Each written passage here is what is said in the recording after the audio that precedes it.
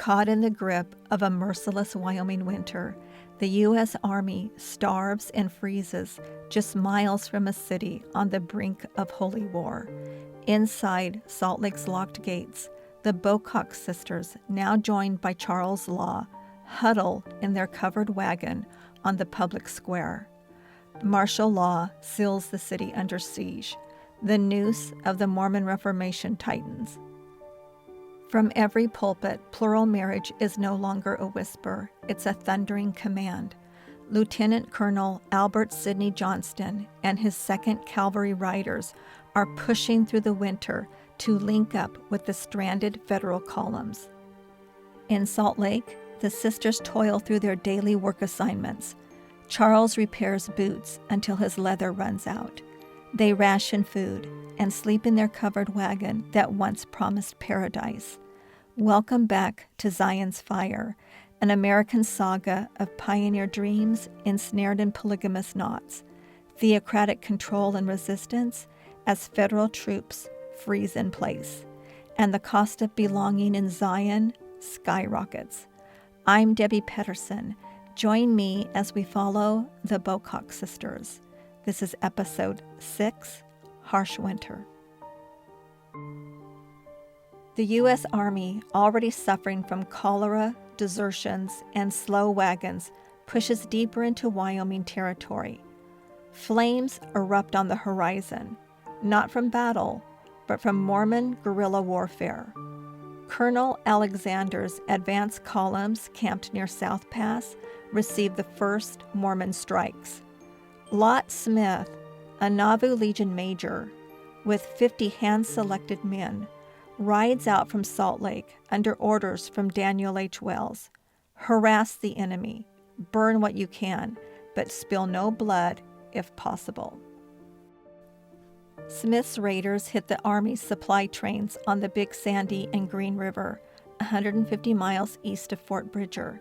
3 separate wagon trains, 74 wagons in all, loaded with flour, bacon, ammunition, and winter gear, all caught unguarded.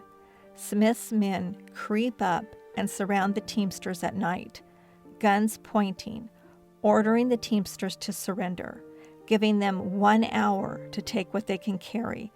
Then the torches light. Wagons, tents, harnesses, everything burns. One Teamster later wrote, "The flames shot high, lighting the prairie like day. We watched our winter rations go up in smoke." Smith's raiders also drive off 1,400 head of Army cattle and mules, scattering them into the wilderness. One day prior to the burnings on the Big Sandy and Green River, Mormon scouts were busy burning Fort Bridger to the ground, their own fort. Brigham was serious about scorched earth policy. Burning the fort denied the Army its best winter shelter. The fort, stocked with grain and timber, is left a smoking ruin. Far behind, but approaching fast, is Lieutenant Colonel Johnston, the new commander, riding hard with the rear columns. But Johnston's ride is misery, harassment from hidden Mormon raiders, early snow in the Rockies, and mules dying by the dozens. By late October, Johnston's letters seethe with frustration. The possibility of a war is ripening into probability. The Mormons must be treated as enemies. He pushes on, but the dragoons arrive too late to stop the damage. The supply wagons have already burnt. Early November, Johnston finally reaches Alexander near the ruins of Fort Bridger and takes command of the starving, freezing army. With no other options, he orders the force to winter at Camp Scott, a desperate makeshift outpost. The soldiers dig in. Log huts, tents, anything to shield them from the Wyoming winter. They burn wagon boxes for warmth and slaughter their own animals for meat. Snow piles deep. Temperatures drop below zero. Animals die by the hundreds. Men suffer frostbite, scurvy, and despair. No advance into Utah. No victory. Just snow, sickness, and the knowledge that Mormon militia raiders have turned the trail into ashes. The war becomes a waiting game, and winter, cold, silent, and unrelenting. The price of belonging. In a city braced for invasion, paradise shrinks to a canvas-covered wagon. Hannah, Elizabeth, Emma, and now Charles Law live in the covered wagon on the public square. For the sisters, it's still home, the same wagon that carried them across the plains, the canvas cover pulled tight against the growing cold. Their precious Sheffield china and dishes are packed carefully in crates beneath the bedboards, treasures from a life they left behind. Elizabeth and Emma sleep side by side, wrapped in blankets on one side of the wagon. Hannah, sealed to Charles, now sleeps with him on the opposite side, divided by a hanging quilt for the barest hint of privacy in their cramped space. Charles has no wagon of his own.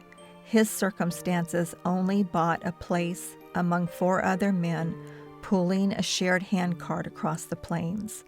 His leather and cobbler tools are his only real possessions, stored under the wagon, ready for whatever work comes. The 4 of them live day to day in this makeshift camp, surrounded by dozens of other immigrants' tents and wagons. No walls, no privacy, just the constant sound of campfires, patrols riding past, and the wind cutting through the valley. Every morning they wake at dawn to prayers and a breakfast of flour or cornmeal mush. Ward teachers or bishops assign the day's work. The sisters are assigned to do domestic labor, sewing for host families, cooking, washing, or to harvest crops, potatoes, corn, squash, gathered and hidden in the mountains. They sew bullet pouches, tents, and Nauvoo Legion uniforms, common Reformation tasks for single women. They work long hours, sunup to sundown, usually with other immigrant women under close supervision. Charles repairs boots for the militia and townspeople with his dwindling leather. When the leather runs out quickly, he shifts to whatever's needed: hauling wood, digging ditches for fortifications, guarding supplies, or even night patrols on the city outskirts. Cold, lonely work watching for Army scouts. Food is rationed: flour, cornmeal, salt pork, occasional milk or eggs. Meat is rare. Nights turn cold fast. October frosts with early snow flurries. Every evening brings communal fires, ward meetings, Reformation questions, and bishop visits. Bed by 8 or 9. It's dark, it's cold, the sisters are tired. Sundays are a treasured day of rest and tabernacle sermons. Brigham or others preach defiance, consecration, and plural marriage. Brigham gives powerful sermons about burning everything to the ground if needed. A day of no work, but the spiritual pressure is constant. The fall of 1857 is a tense time of waiting, watching, and working under the shadow of war. They live day to day, cold, crowded, obedient. This is the autumn 1857 in Utah that the sisters endured. This is the quiet cost of belonging, the hidden price of faith. The cover-up tightens. In the days after the massacre at Mountain Meadows, the bodies, more than 100 men, women, and children, were buried in shallow graves, many half-covered and exposed. Wolves and coyotes scavenged what they could. The wagons were burned or dismantled, their iron rims and canvases hauled away. The cattle and goods, everything the immigrants had carried from Arkansas, were divided among the militia members and Paiute warriors. Cattle, the promised plunder, becomes the silent reward for the deed. By early October, John D. Lee and others began spreading the story that would be repeated for years. The Indians did it alone. The Mormons tried to stop them. This lie was carried in letters to Brigham and whispered in Southern settlements. Brigham received the first vague reports by express rider. On October 10th, he wrote back to Lee, "Do not say anything about it. Let it rest." In the weeks that followed, the 17 surviving children were quietly distributed among Mormon families in Cedar City, Harmony, Santa Clara, and other southern settlements. Rachel Hamlin, who first took them in alone at her husband's ranch, later said she could not sleep after seeing the terrified little ones arrive, one of the few admissions of horror amid the silence. In November, rumors reached federal agents in California. They began pressing for the children's return, but the saints stalled, claiming safety concerns. The meadow cleared, the story written, the cover-up, quiet, careful, and complete, had already begun. The eye of the storm. While the sisters and Charles work and wait in the public square, Brigham Young is the eye of the storm. In the Lion House, he meets daily with counselors. He writes urgent letters to the militia leaders and preaches fire from the tabernacle pulpit.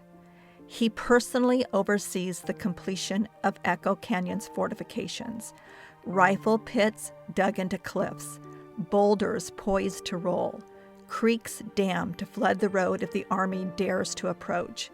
Brigham orders every settlement to prepare to burn homes and fields and stand ready to flee south.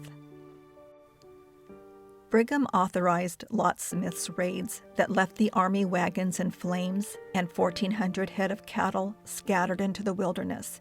He praises the raiders as the Lord's avenging angels in sermons. His words were unrelenting. "We will fight them until hell freezes over, and then we will fight them on the ice. If our enemies come here, we shall meet them with all the power God has given us. I tell you, in the name of the Lord, that if the saints are faithful, the Gentiles will melt away before us like snow before the summer sun. We will not suffer them to come here to destroy us. We will stand up for Zion, and God will fight our battles." Word reaches Brigham Young that a grand jury convened at Camp Scott. On December 8th, the jury, composed of Army Teamsters and non-Mormon civilians under Chief Justice Delana R. Eccles, indicts Brigham Young, Heber C. Kimball, and Daniel H. Wells, and more than 20 other Mormon leaders on charges of high treason. The indictment accuses them of rebellion against the United States, levying war against the government, and obstructing federal officers based on martial law, the Nauvoo Legion's readiness, and the destruction of federal property. Brigham responds with more sermons, more caches, more calls for total consecration. In the fall of 1857, Brigham is more than a prophet. He's a governor, a general, and the man who tells the saints their survival hangs on his every word. Sealed in silence. Young English converts like the Bocock sisters were especially vulnerable to the Reformation's pressure. No family to shield them, and no money for passage home. Elizabeth listens in silence as the pressure to marry builds like the snow piling against her wagon. The call grows louder as the fear that refusal might mean separation, exile to a remote colony, or loss of salvation. The sisters crossed an ocean and a continent for God's holy city. Now Zion asks them to give everything to stay together. By late January 1858, the path is set. On a cold winter day in the Endowment House, Elizabeth Bocock, 20 years old, just 4 months in Zion, is sealed for eternity to Charles Law, her brother-in-law, who's already married to Maria in England, and Hannah, her sister. The sealing is performed by Brigham Young himself. Hannah stands witness. Emma stands witness. No flowers, no celebration. Only the eternal binding words of the sealing ordinance, the chill of the adobe walls, the weight of obedience, and the quiet determination to keep their little family intact, no matter the cost. In 4 short months, Zion claims everything from Hannah and Elizabeth. Conclusion. While federal troops freeze at Camp Scott and Mormon raiders turn the trail to ashes, 3 English converts huddle in a canvas wagon on the public square. They ration food, are assigned daily labor, listen to their ward teachers and bishop, and comply to the pressure of a Reformation that demands everything. In the grip of a merciless winter, the Bocock sisters paid the hidden price of belonging. Hannah and Elizabeth sealed in silence their futures bound to Charles Law in the Endowment House. Emma, still 14, watched it happen. This is the harsh winter of 1857, and for Emma, the price is only beginning. This is Zion's Fire, Episode 6, Harsh Winter. Elizabeth Bocock is my husband's great-great-grandmother. If you're enjoying this series about the Bocock sisters, please hit subscribe and the bell so you don't miss an episode. Post-show notes and a look at Episode 7 are coming right up. Don't move. Welcome to the post-show notes. The 1857 immigration surge that brought thousands of new converts via all the new handcart companies into Salt Lake City, just as the war fears escalated. So the housing was scarce, and newcomers commonly camped in wagons or tents on the public square, which is now the Temple Square area. Journals and immigrant accounts described exposed camps with dozens of families, no walls, constant wind, and the Nauvoo Legion patrols riding past. Exactly the makeshift setup the Bocock sisters and Charles Law endured.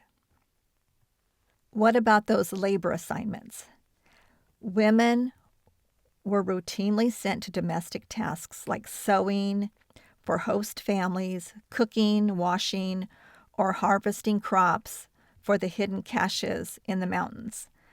Sewing bullet pouches, tents, Nauvoo Legion uniforms was a standard Reformation-era duty for women, part of the push for living the law of consecration. Men like Charles were assigned to haul wood, dig fortifications, guard caches, or night patrols when supplies like his leather ran out. These are real, documented assignments in their cash-poor, theocratic economy. What about that close oversight?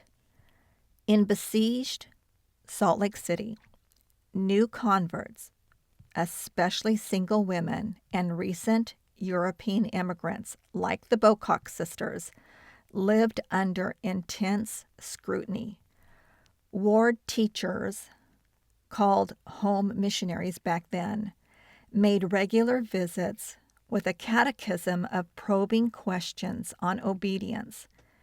They explained doctrine to them, including plural marriage as a command, and monitored their daily life. Bishops oversaw labor assignments and held interviews. There were many communal meetings and constant Nauvoo Legion patrols. Living in the public made privacy almost impossible. Everything was visible and reportable. Pressure on single women. Young single women from Europe, arriving without prior exposure to polygamy, faced rapid pressure to enter it, for community support and to avoid being assigned to remote southern settlements. Refusal risked social isolation, loss of ward aid, or it could mean relocation. The Bocock sisters' quick sealings to Charles Law fit this pattern. Historical family records and Reformation studies confirm it was a common, coercive reality for many. The gritty day-to-day survival of new immigrants, especially vulnerable young women fresh from Europe, is rarely highlighted in full color. That's what makes this view of fall 1857 Salt Lake City so fresh and powerful. It's the untold reality that's firmly rooted in primary sources like pioneer journals and autobiographies, including Elizabeth Bocock's own preserved accounts. What's next in Episode 7? Negotiations heat up behind closed doors as Brigham Young's envoys work to avert bloodshed, while the saints prepare for exodus. Emma faces Reformation pressures. Stay tuned for Zion's Fire's final episode. See you on the trail.